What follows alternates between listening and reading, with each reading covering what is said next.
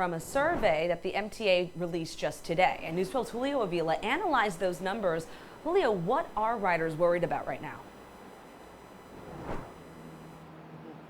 Well, from the issues that riders were asked about, the top three concerns were personal safety and security, homelessness, and erratic behavior. Now, it's important to note that these issues had to do with subways versus buses.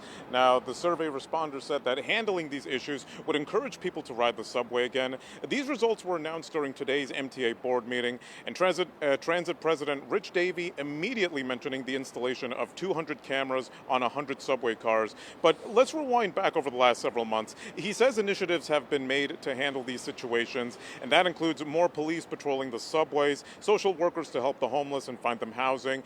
And it was also mentioned roughly 5,000 people living on the streets have been referred to shelter services already.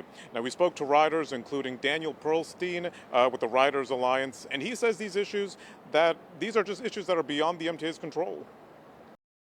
But on the MTA side, just reminding everyone that there's a safety issue doesn't really do very much, except to say the MTA passes the buck to the city, which is responsible for it. The MTA should be doing its part, which is creating safety in numbers by making transit better than it ever has been before. I hope MTA and the police force, they have the resources enough to monitor whatever is going on the platform every day.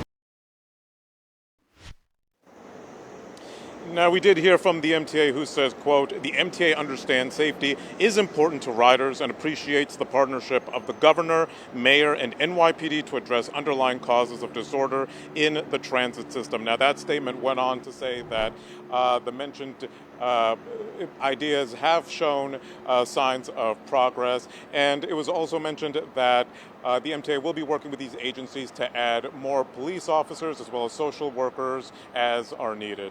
We're in Park Chester. I'm Julio Avila, News 12. All right, Julio, we'll keep an eye on